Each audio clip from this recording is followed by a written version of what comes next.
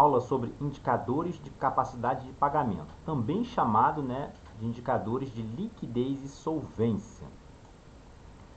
Liquidez, né? O que vem a ser liquidez e solvência? Na verdade, esses dois termos, né, eles são de certa forma até redundantes, né? Porque liquidez, ele vem da ideia de da transformação, né, do bem ou do ativo em dinheiro, né, em caixa. Já a solvência, né, o próprio termo, né, solver, né, solvência, é de pagamento, né, de solução, né, ou de resolução, né. Então, eles são redundantes, né. Só que a liquidez tem a questão do aspecto temporal, né. Quando a gente fala em liquidez, dá uma ideia de ser líquido, né? Ou seja, num prazo mais rápido, mais curto, mas na verdade não é, né? Não é bem isso. E solvência já dá uma ideia um pouco mais geral, né? Vamos ver adiante os conceitos. Então, né, esse grupo de indicadores também são denominados indicadores de capacidade de pagamento, né, como eu disse, e eles têm por objetivo, né, avaliar a capacidade da empresa pagar suas obrigações, ou seja, de cumprir o compromisso. É como se eu utilizasse o ativo, né, para bancar o passivo, digamos assim. Tá? Então, a todo momento eu vou estar fazendo relações, né, vou estar utilizando valores do ativo para saber se consigo ali liquidar os valores do passivo. Então, a capacidade de pagamento ela pode ser avaliada no curto e longo prazo, né? Ou em prazos instantâneos, né? Prazo imediato. A gente também vai ver alguns exemplos de como isso acontece, tá? Então, temos aqui alguns indicadores, né? Os mais comuns indicadores são esses, né? Liquidez corrente, chamado, né? É um indicador de liquidez, digamos, de médio prazo, né? Liquidez geral já é uma ideia mais longa. Liquidez seca também ele é de médio e curto prazo, né, mas operando aí só com a questão do estoque, né, compras e vendas de mercadorias ou estoque. Liquidez imediata já dá uma ideia de ser um pouco mais rápida, né, um prazo menor, mais curto. E o de solvência geral, né, é um indicador de longo prazo, né, que indica a solvência do negócio. Solvência ou não, né, vai depender do momento. Ok? Então vamos aqui primeiro, né, com o indicador de liquidez corrente, também chamado de liquidez comum. Esses indicadores, né, eles relacionam apenas os ativos e passivos de curto prazo, né? O que são ativos e passivos de curto prazo? Os ativos e passivos de curto prazo são aqueles que têm, né, vencimento de 12 meses a partir do fechamento do balanço. Ou seja, se o balanço fechou no dia 31 do 12 de X1, vai ser considerado curto prazo, né, aqueles ativos que têm vencimento até 31 do 12 do X2, né, de X2. Então isso é considerado como curto prazo, ou seja, é o ativo circulante, né? Então vai ser a relação entre ativo circulante e passivo circulante. Então toda vez que eu tiver que medir a liquidez corrente, eu vou relacionar ativo circulante com passivo circulante. Então eu vou pegar aqui, ó, 90 e vou dividir por 40, né? Nesse caso aqui, 90 dividido por 40 vai dar um indicador de liquidez corrente de 2,25, né? A boa parte dos livros, né, a maioria dos livros básicos, né, livros didáticos, eles sempre colocam lá, se o indicador for maior que 1, ele é favorável, né? Se for menor que 1, ele é desfavorável. Isso é um pouco óbvio, né? Porque se esse valor aqui for maior que esse valor, claro que ele vai ser, né, favorável.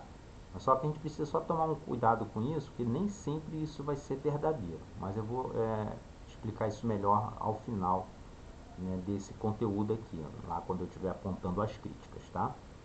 Então, e se o valor, e se o indicador for igual a 1?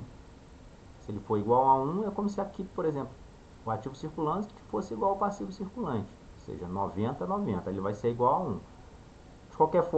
De qual é a resposta, né? Esse indicador, se é igual a 1, então ele cumpre com as obrigações de curto prazo. Ele é capaz de cumprir com os compromissos de curto prazo. Tá? Então aqui a gente diz que a empresa tem liquidez corrente positiva e ela é capaz de pagar suas obrigações de curto prazo. Agora um outro indicador, o liquidez geral. O liquidez geral, o indicador de liquidez geral, já avalia a capacidade numa perspectiva, num prazo mais longo, maior. Ou seja, além do curto prazo, ele pega alguns ativos e passivos de longo prazo. Só tomar cuidado que não são todos os ativos de longo prazo. Tá? Então, o indicador ele é obtido relacionando o ativo circulante, ou seja, o ativo de curto prazo, e o ativo realizável a longo prazo. Então, eu pego uma parte do ativo não circulante. Tá? Ativo realizável a longo prazo é só uma parte do total do não circulante. Eu relaciono essa soma do ativo circulante mais ativo não circulante com o passivo circulante e passivo não circulante. Ou seja, é isso aqui mais isso dividido por isso, passivo circulante e passivo não circulante. Então aqui são 95, 90 mais 5 dividido por 70. Vai dar um indicador de liquidez geral de 1,36. E se for menor que 1, aqui está dizendo que o ideal é que seja maior que 1. É daquela nova história, daquela história, Esses indicadores de capacidade de pagamento, ele sendo maior que 1, indica uma situação favorável. Então, o ideal é que seja maior que 1, claro. Vamos para o indicador de liquidez seca. A liquidez seca aqui, vamos imaginar uma situação da empresa não conseguir vender, ou seja, ela tem uma seca na venda, uma falta de venda em determinado período. Isso aqui é na intenção de medir numa situação em que a empresa ela possa passar por período de sazonalidade nas vendas. Por exemplo, tem empresas que vendem muito numa determinada época, mas em outras épocas ela deixa de vender, ou vende pouco. Ou então pode ter um momento de crise, pode deixar de vender, pode pegar fogo numa unidade fabril e ela não ter o produto para vender. Enfim, podem acontecer N coisas. Então esse indicador ele serve para medir essa perspectiva da empresa. Se ela deixar de vender, será que ela consegue pagar ainda assim os seus compromissos? Então a ideia desse indicador é para ter essa visão, para ter essa medida. Então avalia a capacidade de pagamento com disponibilidades, contas a receber e outros ativos circulantes, excluindo os estoques. Então o que eu pego? Eu pego o ativo circulante, todo o ativo circulante, excluo o estoque, que é como se eu não tivesse nada para vender naquele momento, não tivesse nenhuma venda para ser realizada, e divido pelo passivo circulante. Então aqui, o que vai acontecer? Eu vou somar 30 mais 20, que é de clientes, mais 5, e não vou somar estoque, vou fingir que o estoque não está aqui, tá vendo? Esse estoque aqui, eu finjo que ele não está aqui, então só vou utilizar caixa, cliente e outros. E vou dividir pelo passivo circulante, que está aqui, de 40. Então, 30 mais 20 mais 5 vai dar 55. 55 dividido por 40 vai dar um indicador de liquidez seca de 1,38. Então, o que está acontecendo aqui?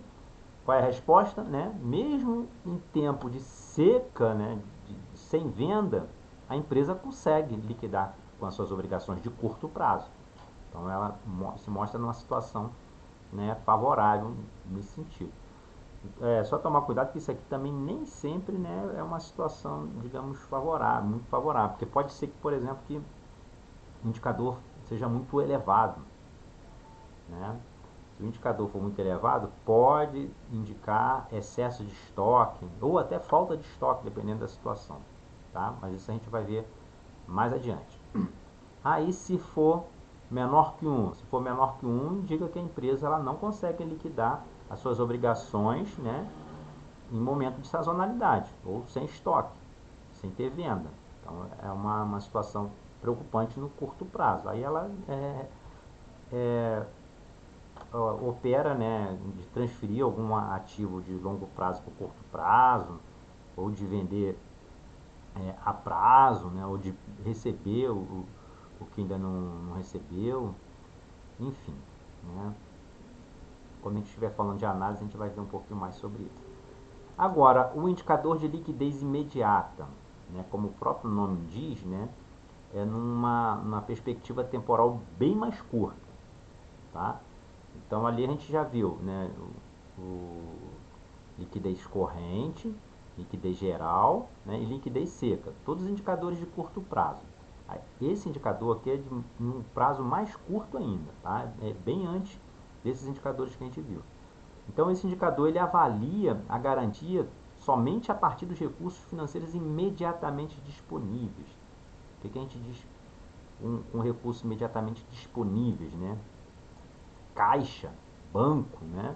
Ou aplicações financeiras de curtíssimo prazo, né? Quando a gente fala aplicações financeiras de curtíssimo prazo, são aquelas aplicações que têm vencimento, né, ou prazo de disponibilidade de 90 dias. Tá? Existem aplicações financeiras com prazo maior do que isso. Tá? Então, todas essas disponibilidades com prazo de até 90 dias, né, que a gente chama de caixa e equivalente de caixa, né, caixa e equivalente de caixa inclui banco, caixa, aplicação em poupança, aplicações financeiras de curto prazo, ou seja, com prazo de até 90 dias. Cuidado que existem aplicações financeiras de prazo maior do que 90 dias. Então, aí essa a gente não vai incluir na liquidez imediata, tá?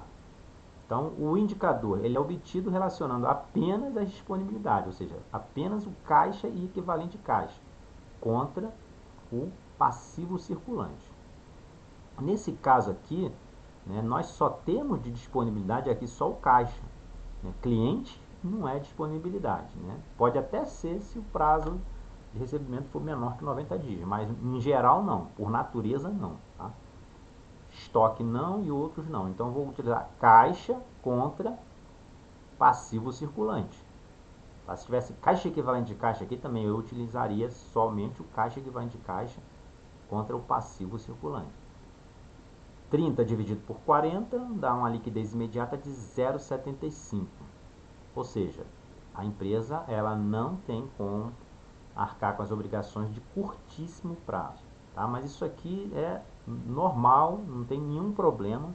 Normalmente esse indicador ele é menor que 1 mesmo na boa parte das empresas, né? Principalmente indústria, comércio.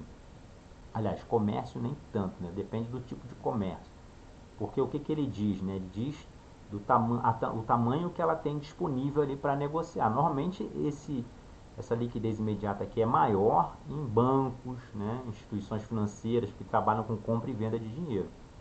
Indústria e outras empresas de uma maneira geral não precisam ter tanto recurso parado em caixa. Né? Pode ser até inclusive indícios de má administração, porque esse dinheiro aqui poderia estar sendo aplicado em outros recursos e rendendo mais, né? Trazendo mais retorno para a empresa do que aqui parado em caixa. Então, o ideal é que seja menor que 1 mesmo, tá? Só tem que tomar cuidado com isso. Agora, o índice de solvência geral.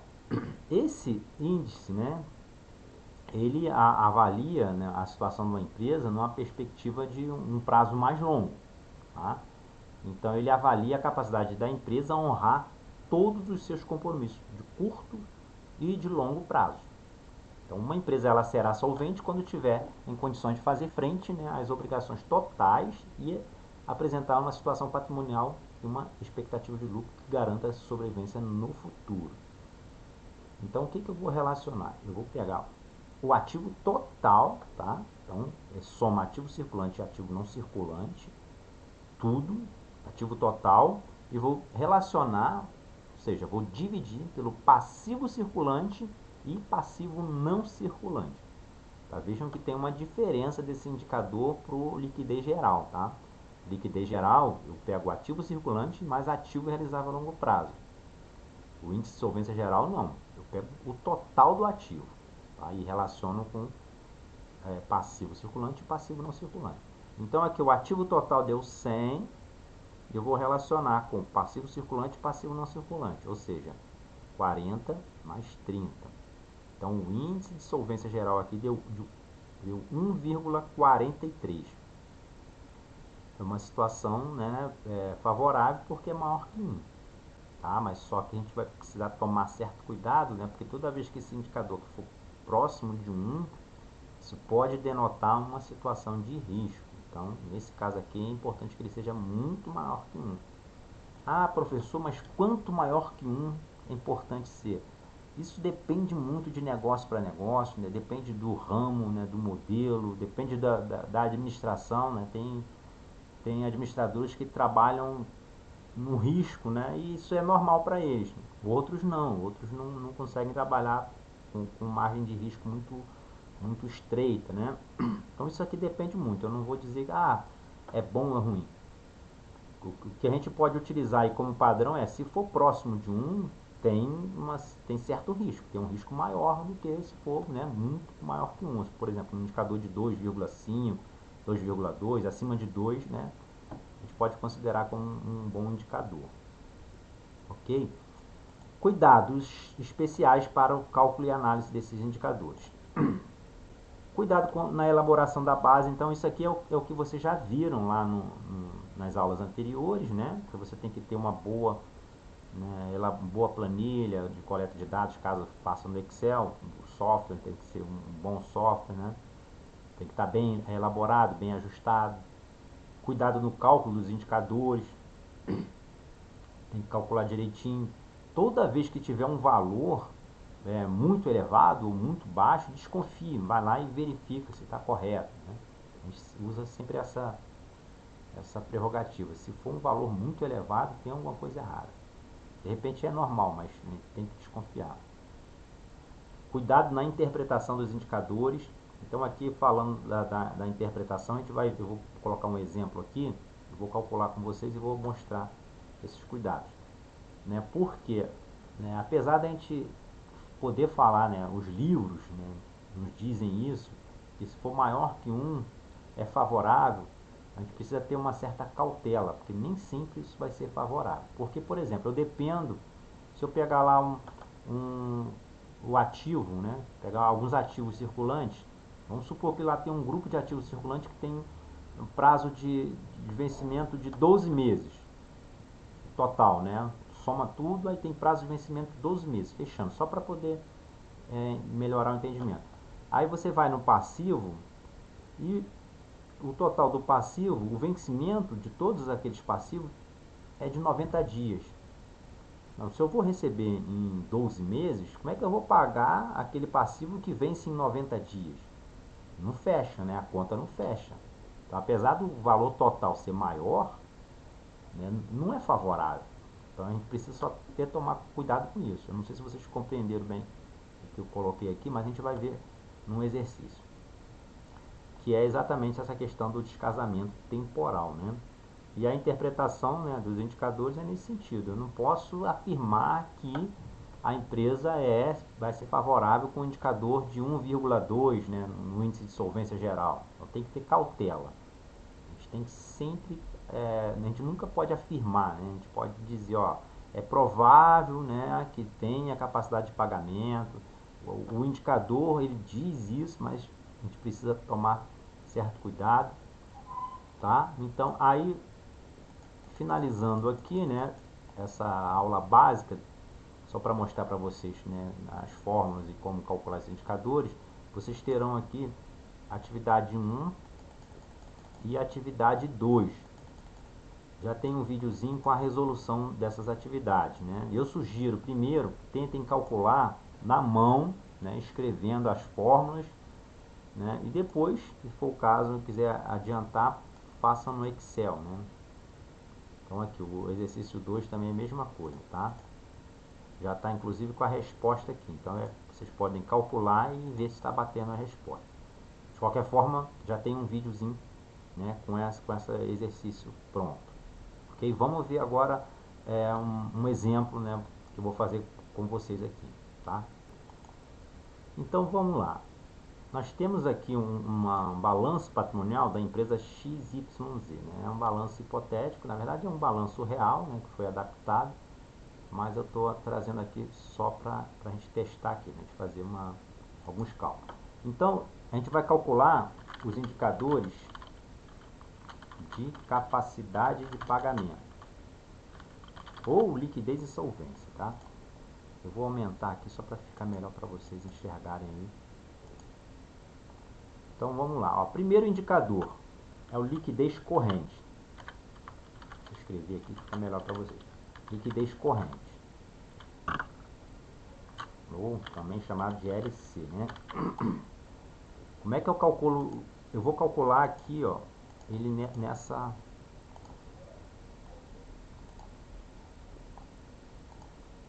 nessas duas colunas aqui. Tá? Eu vou aproveitar aqui o período que já está aqui, ó, 2013 e 2012. Né? Então, liquidez corrente. Qual é a fórmula? Deixa eu colocar a fórmula aqui só para ajudar a gente. Essas fórmulas vocês vão ter que ir praticando, né? E gravando. Vocês só vão conseguir gravar se praticar bastante. Então vamos lá. Qual é a fórmula de liquidez corrente? É ativo circulante dividido por passivo circulante. Né? Então o que eu vou pegar aqui? Ó, o ativo circulante aqui e passivo circulante aqui. Se eu olhar, né, esquecendo dos indicadores, se eu olhar aqui eu vejo que o ativo circulante é menor do que o passivo circulante. Né? Então eu já sei que esse indicador vai ser menor que 1, vai ser desfavorável. Não é isso? Vamos lá, eu vou pegar o valor, ó, 6.369, e vou dividir pelo total do passivo circulante. Se fizerem no Excel ou à mão, né, arredondem sempre para duas casas decimais, tá? O padrão é esse, arredondar sempre para duas casas decimais. Ok? Então aqui deu um indicador de 0,61. Vamos ver agora liquidez imediata, chamado de LI. Como é que eu calculo o liquidez imediata? Liquidez imediata é disponibilidade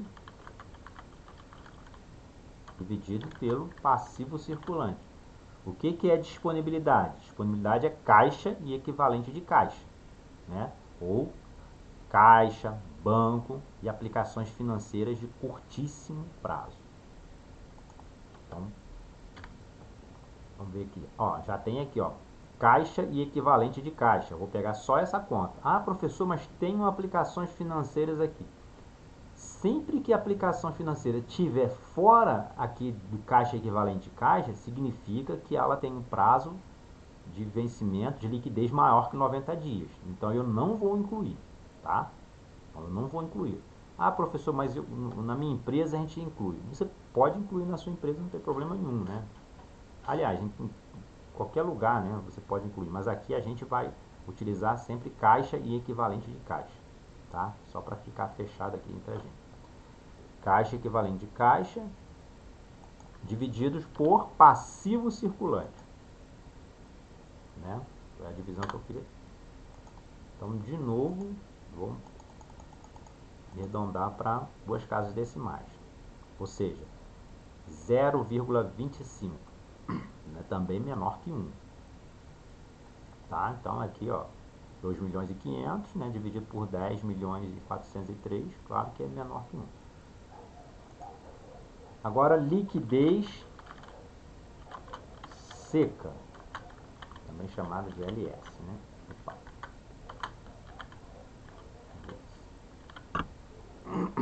Como é que eu calculo a liquidez seca? É o ativo circulante menos estoque dividido pelo passivo circulante. Não é isso? Então, ativo circulante, eu excluo o estoque e divido pelo passivo circulante. Então, o ativo circulante aqui, né, já está aqui, menos estoque. Cadê o estoque? Está aqui. divido pelo passivo circulante. 10.402. Então, está dando 49, né? 0,49. Ah, mas professor, e se a empresa não tiver estoque? Se ela não trabalhar com estoque?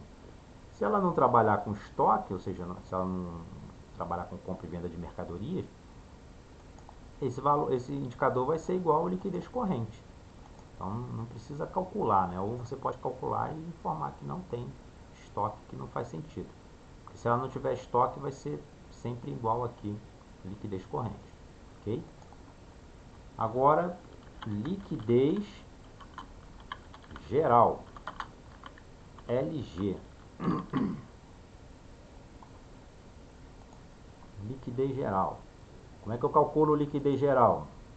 Liquidez geral é ativo circulante mais ativo realizável a longo prazo, LP, dividido por passivo circulante mais passivo não circulante. Ok? Então, vamos lá. Ativo circulante mais, vou colocar entre parênteses aqui, porque senão vai dar errada a conta, né? Ativo realizável a longo prazo. Aqui, ó, tá calculadinho aqui. Então é só pegar o valor total, tá? Toma cuidado que ele não é o ativo não circulante, tá? É o ativo realizável a longo prazo, ou seja, é só uma parte do ativo não circulante. Divididos pelo passivo circulante mais passivo não circulante. Então, qual é o valor?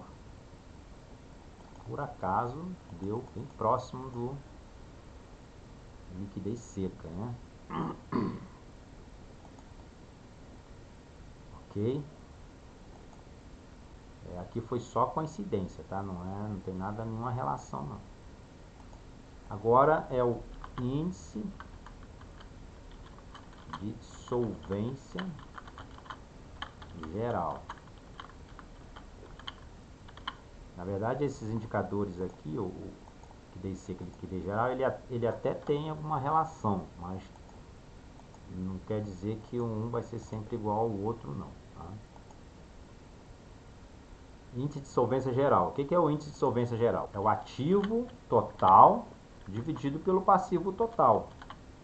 Né? O que é o passivo total? O passivo total é a soma do passivo circulante com o passivo não circulante. Então isso é mais simples, né? Eu pego aqui ativo total e divido pelo passivo circulante mais passivo não circulante. Para um valor bem considerável, né? Então, mais uma vez, pessoal, só tentem fazer isso à mão, não faça no Excel. Aqui eu estou fazendo porque, né, é a ferramenta que eu tenho disponível aqui agora. Não faça no Excel porque isso vai, né, te atrapalhar na hora de fazer a prova, porque a prova você vai ter que fazer à mão. Você pode até depois, no momento seguinte, fazer no Excel, né, para poder agilizar e tal, mas tentem fazer o máximo aí à mão para poder, né, para que vocês façam o mesmo raciocínio na prova. Então, aqui no Excel, né, é fácil, eu não preciso calcular tudo de novo, é só eu pegar e puxar, né, que ele já faz o cálculo e já apresenta aqui tudo para mim. Tá? Então, o que a gente pode, agora com relação à análise, vamos tentar analisar esses indicadores aqui. Né? Quando eu olho assim no quadro geral, né, dos indicadores, o que eu percebo aqui? A empresa tem capacidade de pagamento? Ela demonstra isso para todos os indicadores? Não, né? A maioria aqui menor que 1. Né? Ou seja, a empresa ela não apresenta capacidade de pagamento no curto, no médio e no longo prazo. Aliás, só no prazo mais elevado é que ela tem capacidade de pagamento. Mas aqui a gente diz que ela tem solvência, a empresa é solvente. Apesar de não ter capacidade de pagamento no curto e no médio prazo, a empresa é solvente. Não é uma coisa assim que parece estranho? Mas a gente pode buscar a explicação no próprio balanço, né? Por que ela é solvente? Por que ela tem essa diferença grande aqui para os outros indicadores? Como é que eu calculo o índice de solvência geral? É ativo total sobre passivo total. O passivo total é o mesmo que eu utilizo nos outros, então muito provavelmente não é o passivo. Vamos verificar, e o ativo circulante também a gente viu nos outros indicadores, que estão, né, bem parecidos, então provavelmente é no ativo não circulante. O que a gente faz? A gente busca um valor, né, diferente dos outros, né, um valor assim, que tenha mais materialidade. E se você olhar aqui um ativo não circulante, olha só, nós temos aqui investimentos, né, um valor bem elevado em investimento. Então é muito provável que a empresa, né, ela pegou recursos, né, e aplicou aqui em investimentos. O que pode ser esse investimento aqui? Pode ser a aquisição de uma outra empresa, a participação societária em outra empresa, né, coligada, controlada, né, ou controlada em conjunto, enfim, pode ser alguma coisa relacionada a isso. Por isso que dá essa segurança, né, aqui para esse indicador. Então, apesar de não ter capacidade de pagamento no curto e médio prazo, ela é solvente e bem solvente, tá? Então a análise pode ser assim, bem simples, tá? A outra parte da análise, o que a gente costuma fazer? É comparar a variação de um período para o outro, né? Aí a gente utiliza, inclusive, a ajuda da análise vertical. Mas aqui é só a gente pegar e fazer isso, pela diferença. Vamos ver quanto que variou daqui para cá. Ó, em pontos percentuais, né? Qual foi a maior variação em pontos percentuais? Na verdade, ela tem 3 variações aqui bem parecidas. Mas qual é a identificação, né? O que chama a atenção nessa variação? A situação melhorou ou piorou? Piorou, né? Por quê? Porque a variação aqui é negativa. Percebam que aqui é 2013 e aqui é 2012. Então saiu daqui para cá. Então o que aconteceu? Os valores, os indicadores diminuíram. Então ocorreu uma variação negativa em todos os indicadores. Então a situação da empresa piorou. Tá? Ah, mas professor, eu olho aqui no balanço, olha só, eu estou vendo aqui que em 2012 o total foi 37, em 2013 foi 42, então melhorou. Né? Mas aumentou aqui também no passivo e no PL. E muito provavelmente, se eu pegar o total, vamos pegar o total do passivo, né? Aqui, ó, esse mais esse, olha, ele aumentou muito mais, né? 13 milhões foi para 16 milhões. O PL aumentou, mas aumentou pouco. Agora vamos ver o aumento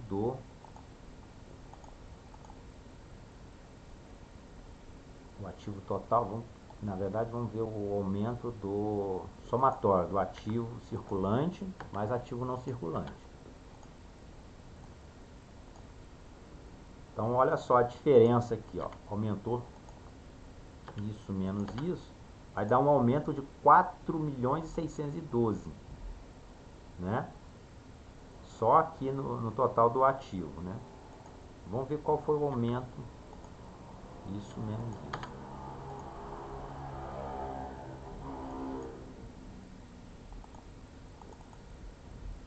3 milhões. Né? A dívida aumentou 3 milhões e o ativo aumentou 4 milhões. Mas e o passivo? Isso menos isso. Então o aumento aqui vai ser igual, né? Porque senão não bate. Mas proporcionalmente, né? Qual foi? Se a gente olhar o total, né, o aumento zera porque o ativo tem que bater com o passivo IPL, né? Mas se eu pegar só, por exemplo, o ativo circulante mais o ativo realizável a longo prazo, né, tem aqui, digamos que 7, 8 milhões. Olha o anterior, 5, 6, praticamente 8 milhões. Então, o ativo circulante, o ativo realizável a longo prazo, praticamente não aumentou. Por outro lado, né, o passivo circulante mais o passivo não circulante aumentou de 13 milhões para 16 milhões, ou seja, 3 milhões. Então, proporcionalmente em valores absolutos, houve um aumento bem maior do passivo das obrigações, né, do que o aumento dos bens, né, e direitos aqui. Tá? Então isso explica essa variação negativa. Tá? Isso é importante de fazer essa análise no balanço para poder explicar. Aí a gente escreve isso em texto, né? Não vou colocar isso aqui porque o nosso tempo aqui está curto, mas é só vocês, né, prepararem um texto com essas observações. Tá? Então, 2 pontos, só voltando aqui. A gente analisa olhando no geral, né, o que aconteceu, se a empresa tem capacidade de pagamento ou não, verifica o que está, digamos assim, mais relevante, qual foi a variação mais relevante e busca identificar no balanço o que foi, né? E a gente pode fazer isso com a ajuda da análise horizontal ou a análise da diferença, da variação, né? Aqui a gente tem 3 variações bastante elevadas, né? Quase 30% aqui. Então é importante pegar esses valores e ir lá no balanço identificar por que aumentou, né? Por quê? Por que saiu aqui do passivo circulante de 6 milhões para 10 milhões? Por quê? O que aumentou? Olha aqui. Aqui saiu de 4 milhões para 8 milhões, ou seja, fornecedores. A principal explicação para essa, né, aumento negativo é o aumento em fornecedores. Aqui o aumento não foi tão expressivo, né? Menos de 1 milhão. Mas o que mais aumentou? Foi caixa equivalente caixa. Ou contas a receber, ou seja, ocorreu alguma venda, mas um valor muito menor do que esse aumento de fornecedor aqui. Ok? Então é isso, né? Espero que tenha ajudado vocês aí. Então peguem esse exercício, façam ele novamente, calcule, na verdade esse não, né? O exercício 1 e 2 que está lá na plataforma, né? E qualquer dúvida é só fazer contato lá na sala de tutoria, ok?